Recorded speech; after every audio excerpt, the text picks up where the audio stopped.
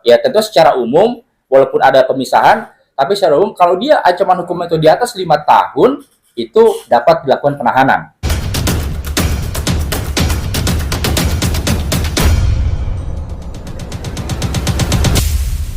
TikTokers yang tengah tersangkut masalah hukum dengan Nikita Mirzani, Fadel Bajideh, tetap percaya diri bahwa kasusnya yang kini sudah memasuki tahap penyidikan tidak memiliki bukti yang cukup kuat. Meski kasus tersebut terus berkembang, Fadel merasa yakin akan dapat melewati proses hukum ini tanpa harus berakhir di balik jeruji besi. Sementara itu, kuasa hukum Rasman Nasution merasa pihak penyidik tidak profesional dalam menangani kasus ini. Rasman menjelaskan, mereka merasa ada yang janggal dalam proses penyidikan. Rasman juga menyebut ada hal-hal aneh dalam penanganan kasus ini, salah satunya adalah saksi yang diminta pihak Fadel tak kunjung dipanggil, sementara kasusnya malah langsung naik ke tahap penyidikan. Menanggapi hal tersebut, praktisi hukum, Arvid Saktio, yang ditemui di kantornya berpendapat mengenai hal tersebut. Ya kalau seorang melaporkan, atau seorang dilaporkan, atau seorang itu melaporkan, mau laporan kemana, itu hak daripada seorang yang melaporkan, itu satu upayanya. Tapi kalau kita bicara laporan ke Bitpropam, ke Paminal, ke Profesi Pengawas Penyidikan, itu materinya pasti ada ketidakprofesionalan penyidik kepolisian dalam menjalankan tugasnya untuk melakukan penyidikan. Misalnya, seorang ditetapkan sebagai tersangka belum dilakukan gelar, atau penyidik melakukan kekerasan dalam proses pemeriksaan. Itu materi atau kiranya hal-hal yang dapat diadukan ke Propam seperti itu. Atau misalnya polisi, ada penyidik kepolisian menghalangi perdamaian dari kedua belah pihak antara pelapor dan terlapor dalam hal delik aduan. Nah, itu bisa diadukan perihal ketidakprofesionalan penyidik atau kesalahan penyidik dalam menjalankan tugas dan profesinya. Itu diadukan ke Propam. Oke, kalau dalam hal ini ketika penyidik sudah menggelar perkara dan seterusnya gimana, Bang? Ketika sudah di jalurnya lah. Itu dia, balik lagi. Kalau orang mau membuat laporan, itu hak dari orang yang membuat laporan. Tapi parameternya itu, kalau kita mau bilang ada kesalahan dalam mengadukan ke Propam, ya kita harus lihat ini hal mana yang mau kita adukan, materinya apa, apakah dari prosedur penyidikannya, apakah ada satu perilaku penyidik yang tidak sesuai, ya kayak tadi kekerasan, ada misalnya hal-hal yang tidak diperkenankan. Nah, itu bisa dilaporkan. Tapi kalau misalnya ada sudah sesuai, sudah melewati tahapan prosedur sesuai dengan hukum acara pidana dan peraturan Kapolri, lalu orang yang ditetapkan tersangka atau salah satu pihak itu merasa keberatan, yaitu haknya dia, merasa mau mengajukan upaya pra peradilan, mengajukan ke Propam, itu silakan saja. Tapi materinya tetap pasti tidak akan bisa keluar dari hal-hal tadi itu, seperti itu. Langkah yang dilakukan oleh para Rasman Nasution itu untuk mendatangi Bitpropam Polda Metro Jaya itu bisa dikatakan langkah yang seperti apa, Bang? Apakah itu langkah yang cukup tepat atau seperti apa? Ya tentunya saya pun sebagai praktisi atau kira itu sebagai rekan sejawat juga tidak bisa mengomentari lebih jauh atas hal itu.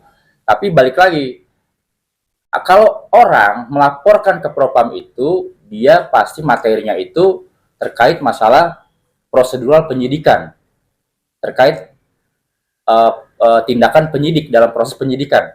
Apakah ada prosedur yang tidak sesuai, ataukah ada perbuatan perilaku penyidik yang menyalahi ketentuan peraturan perundang-undangan. Itu aja materinya. Sekarang kalau kita mau menilai apakah langkah itu sudah tepat atau tidak, ya di situ aja lihat.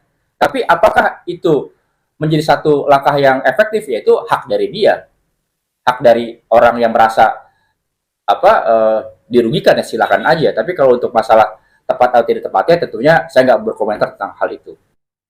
Karena menurut Abang penyidik sudah di rule-nya, ya?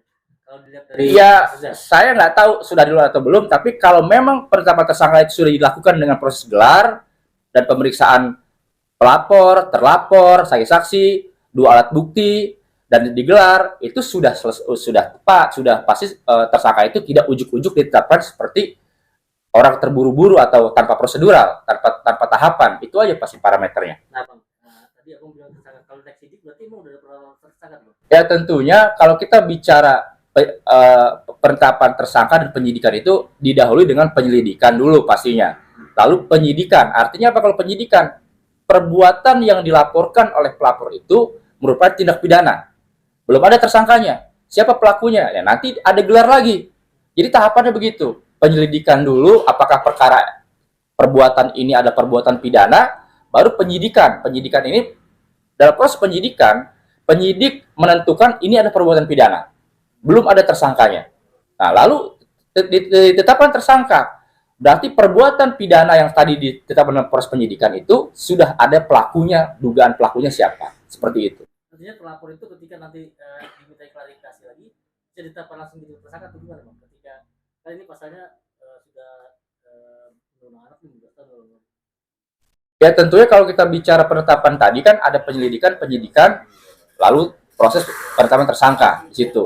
Nah kalau kita bicara dalam ketentuan Undang-Undang Perlindungan Anak, ya di situ kita lihat dalam proses penyidikan itu penyidik punya hak kewenangan apakah tersangka ini bisa ditahan atau tidak. Ya tentunya KUHP sudah mengatur perbuatan-perbuatan dan pasal-pasal mana yang bisa ditahan, dilakukan penahanan. Ya tentu secara umum, walaupun ada pemisahan, tapi secara umum kalau dia ancaman hukum itu di atas 5 tahun, itu dapat dilakukan penahanan di situ. Dan untuk tindak pidana anak itu tidak ada istilah restoratif justice atau ganti kerugian pemulihan hak kepada korban. Gitu. Artinya terlapor Fadil bisa ditahan ya, Bang? Ya ketentuannya begitu bilangnya gitu. Kalau misalnya dia diancam dengan pidana di atas 5 tahun, ya penyidik punya hak, punya kewenangan untuk melakukan penahanan, itu aja. Bukan kata saya, tapi kata KUHP begitu bilangnya pasal dalam KUHP, Kitab Undang Hukum Acara Pidana gitu. Bang, tapi banyak netizen mengatakan prosesnya terlalu lama, Bang.